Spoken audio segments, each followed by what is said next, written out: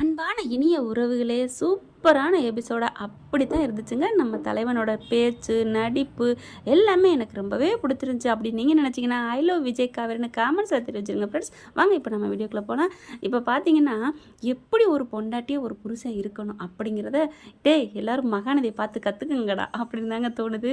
உண்மையில் வேற வேற வேற லெவலுங்க. ச்சே, என்னம்மா இங்கே பாரு காவேரி, நீ அழகான குட்டி பாப்பாவை எனக்கு பெற்று கொடுத்துரு, நான் அது கூட நாங்கள் ஜாலியாக விளையாடுவோம் அப்படின்னு விஜய் சொல்கிறதும், பாப்பா வந்துருப்பா அப்படின்னு சொல்லிட்டு மேட்சிங்காக அப்படியே இன்னும் நம்ம குழந்தைக்கு ஒரு 7 மாதம் இருக்குமா அடுத்த வருஷம் தீபாவளிக்கு. அப்போ நானும் அவளும் ஒரே ட்ரெஸ்ஸு போட்டு உனக்கு ஒரே கலரில் போட்டுக்கிட்டு சும்மா ஜாலியாக என்ஜாய் பண்ணலாம்.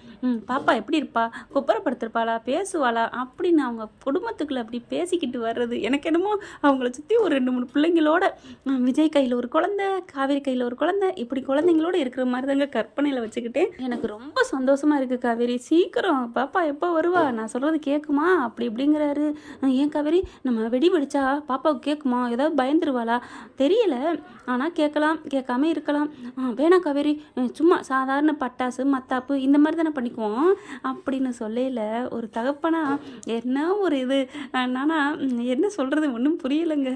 உண்மையிலே நம்ம அவங்க காவேரி நேற்று ஒரு முத்தம் கொடுத்தாங்க. முத்தம் கொடுத்தது எதுக்காக இருக்கும், ஏதாவது நடுவில் பேச்சு இருக்கும் அப்படின்னு தான் நினச்சோம். அதே மாதிரி தாங்க, அதாவது பாப்பா நீயும் நானும் விளையாண்டுக்கிட்டே இருப்போம் ஜாலியாக, அம்மாவை விட்டுட்டு கூட அப்படிங்கிற மாதிரி பேசவும், என்னை விட்டு போயிருவீங்களா பாப்பா, அம்மா இல்லாமல் வரமாட்டேன்னு சொல்லு பாப்பா அப்படின்னு காவேரி சொல்கிறது. கிரிக்கி, நீ இல்லாமல் பாப்பா என்ன நானே வரமாட்டேன்டி அப்படின்னு விஜய் சொன்னோன்னே அப்படியே ஓடி வந்து அப்படி கட்டி பிடிக்கிற மாதிரி அப்படி ஆர்வமாக அப்படி வேகமாக பாஞ்சு அப்படியே கன்னத்தில் முத்தம் கொடுக்குறாங்க. ஏய் ஆக்சிடென்ட் ஆக போதுரி, வண்டி போக போதுரி அப்படின்னு அவர் கத்துறதும் நல்லா வேறு லெவலில் இருக்குங்க. உண்மையிலே விஜயோட காதலுக்கும் காவேரியோட காதலுக்கும் நிறையவே கொஞ்சம் டிஃப்ரெண்ட் இருக்க மாதிரி தான் இருக்குது. நீங்கள் எதுவும் காவேரி நான் தப்பாக சொல்கிறேன் நீங்கள் நினைக்கப்படாது, நான் கேரக்டரை சொல்கிறேன். நான் இந்த சீரியல் பார்த்ததே காவேரிக்காக மட்டும்தான் பார்த்தேன், காவேரி ஃபேன்ஸாக தான் இருக்கிறேன். விஜயும் சேர்ந்துக்கிட்டு எக்ஸ்ட்ரா சொல்வார்ல, இப்போ சொன்னாங்கள்ல இந்த மாதிரி குழந்தை பிறக்கிறதெல்லாம் எக்ஸ்ட்ரா சந்தோஷம் அப்படின்ட்டு, அது மாதிரி எக்ஸ்ட்ராவாக சேர்ந்தவர் தான் இப்போ நிறைய அப்படியே ஃபுல்லாகவே அவரவே முதன்மை ஆக்கிட்டார் தான், இல்லைன்னு சொல்லலை. ஆனாலும் காவேரி ஃபேன்ஸ் தான் நம்ம எல்லாருமே நல்லா தெரியும். ஆனால் மனசாட்சி தொட்டு சொல்லுங்கள் ஃப்ரெண்ட்ஸ், இந்த 2 பேர் புருஷன் முன்னாடி இந்த காதலர் மாதிரி தான் இருக்கிறாங்க. இவங்களோட காதலில் அதிகமான ஆழமானதுன்னு விஜயை சொல்கிறீங்களா காவேரியை சொல்கிறீங்களா, யாரோட காதல் ஆழம் அப்படின்னு நீங்கள் சொல்லிடுங்க. எனக்கு என்னமோ காவேரியை விட விஜயோட காதல் தான் ரொம்ப முக்கியம், அதாவது அதிகமாக நேசிக்கிறாருன்னு தோணுதுங்க. ஏன்னா காவேரிக்காக அவர் என்ன செய்யலை, எல்லாமே இறங்கி செஞ்சுட்டாரு. காவேரி மேடம் என்ன கதாநாயகி நம்ம ஆள் தான், இருந்தாலும் மறுபடியும் சொல்கிறேன், நீங்கள் யாரும் தப்பாக நினைக்கக்கூடாது. எங்கள் தலைவி தான் அப்படின்னு கமெண்ட்ஸில் போட்டுறாதீங்க. நான் சொல்ல வரதை புரிஞ்சுக்கோங்க. காவேரி சராசரியாக ஒரு பொண்ணுங்கள்லாம் புருஷன் மேலே பாசமாக இருப்பாங்க இல்லையா, ஏன் இதை விடையே நிறைய சீரியலில் பார்த்துருக்கோம், புருஷனுக்காக என்ன வேணாலும் செய்கிற அளவுக்குலாம் காமிச்சிருக்காங்க தான். ஆனால் அதே மாதிரி சாதாரணமாக புருஷன் மேலே பாசம் இருக்கிற மாதிரி தான், அதை விட கம்மின்னு கூட சொல்லலாம். ஏன்னா புருஷனை விட்டுட்டு ஓடியாந்துருச்சே, நமக்கா உயிரே கொடுக்குற புருஷன்னு தெரிஞ்சும் அம்மா முக்கியம் ஆட்டுக்குட்டி முக்கியம்னு ஓடியார் இல்லையா. நீங்கள் சொல்லலாம் அம்மா பாசத்தில் வர்றது தப்பு இல்லை அப்படின்னு கூட. ஆனால் நான் சொல்கிறது என்னென்னா, அம்மா பாசம் தப்பு இல்லையா அப்படின்னு கேள்வி கேட்கல. புருஷன் முன்னாட்டியில் யார் அதிகமாக காதல் வச்சுருக்கிறது, பாசம் அதிகமாக ரொம்ப எக்ஸைட்டிங்காக இருக்கிறது, அதை நான் புரிஞ்சுக்கோங்க. அது யாருன்னு பார்த்தா காவேரியை விட விஜய் தாங்க ஃபஸ்ட் இடத்துல இருக்கார். இப்போ கூட சொல்லுங்கள் தாத்தா பாட்டி ஞாபகம் வேணாம், நீ தாண்டி எனக்கு எல்லாம் அப்படின்னு இறங்கி அடிக்கிறாரு பார்த்தீங்களா. இந்த மாதிரி ஒரு புருஷன் கிடைக்க கொடுத்து வச்சுருக்கணும் தான் எல்லா பொண்ணுங்களும் நினைப்பாங்க. அந்த மாதிரி தான் நம்ம தலைவர் இப்போ பேசுகிற பேச்சு, அந்த பாப்பாட்ட பேசுகிறதும் என்னம்மா அழகுங்க. போடா சுற்றி போடுங்கடா, எவ்வளவு தான் சொல்கிறது, உங்களை பற்றி வாழ்த்திக்கிட்டே இருக்கலாம். ஆனால் நிறைய பேருக்கு என்னப்பா 2 பேரும் வளவலன்னு பேசுகிறீங்க அப்படின்னு ஒரு சிலர் நினைக்கலாம். அப்படி நினைக்கிறவங்களாம் நான் என்ன சொல்கிறதுன்னு தெரியல.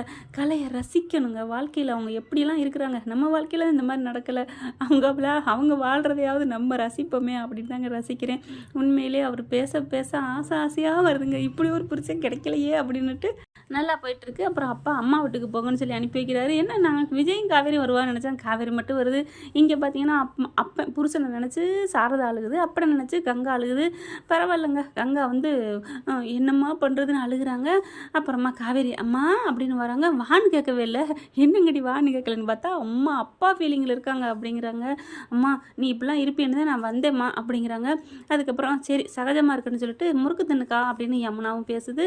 அப்புறம் அதிர்சம் அந்த பிள்ளைக்கு விஜய்க்கு பிடிச்சது அதிரசம், அவங்களுக்கு கங்காவுக்கு பிடிச்சது காரம் முறுக்கு. அதுலேயும் அக்கா எப்படிக்கா திங்கிற அப்படின்னு காவேரி அந்த காரம் முறுக்கை தின்னுட்டு அதையும் திங்க சொன்னது யமுனா தான். பா எனக்கு வேணாப்பா, அக்கா நீ நிறைய தின்னுக்கான்னு யமுனா சொல்லுது. ஐயோ எனக்கு வேணாப்பா அப்படின்னு கங்கா சொல்கிறாங்க. இப்படிலாம் கிராமத்து பக்கமாக இருந்தால் என்னமா சொல்லுவாங்க, ஏன் இனிப்பு திங்குதா அப்போ பொம்பளை பிள்ளை தான், காரம் திங்குதா ஆம்பளை பிள்ளை தான் அப்படின்னு அவங்களுக்கு தகுந்த மாதிரி ஏதாவது சொல்லிக்குவாங்க. ஆனால் கண்டிப்பாக நம்ம தலைவன் ஆசை நிறைவேற போகுது. பொம்பளை பிள்ளை தான் காவேரிக்கு பிறக்க போகுது. பரவாயில்ல ரெண்டும் பிறக்கட்டுமேங்க. ஆனால் ஸ்கேனிங்கில் தெரிஞ்சிருக்குமே சொல்லலையே. அப்படியே அக்கா தங்கச்சிங்க எல்லாருமே ஜாலியாக சந்தோஷமாக பேசுகிறாங்க. இனி யாரும் அப்பா மட்டும் இருந்தால் நம்ம 2 பேர் குழந்தையும் தூக்கி வளர்ப்பார்லடி. அம்மா சொல்லியிருக்கு நம்மலாம் சின்ன பிள்ளை இருக்கையில் அப்பா பார்த்ததே இல்லைன்னு சொல்லிட்டு, இப்போ நம்ம பிள்ளைய பார்க்குறதுக்கு அப்பா இல்லைல்ல அப்படின்னு சொல்லிட்டு கங்காவும் ஆமடி அப்படின்னு சொல்லி ஃபீல் பண்ணி நல்லா அழுகுதுங்க. இந்த நேரத்தில் நல்லாத்தான் கங்கா நல்லா முழுசாக கங்காவாக இருக்குது. ஆனால் அந்த சொத்து பிரச்சனை, வீட்டு பிரச்சனை, அதுவும் விஜயை பார்த்துட்டா விஜய்க்கு தம்பின்னு அம்மாக்காரி மரியாதை கொடுத்துட்டா அப்படியே முழுசாக சந்திரமிகா மாறி இருக்கிற கங்காவை பார் அப்படின்னு வேற கங்காவா மாறிடுறாங்க.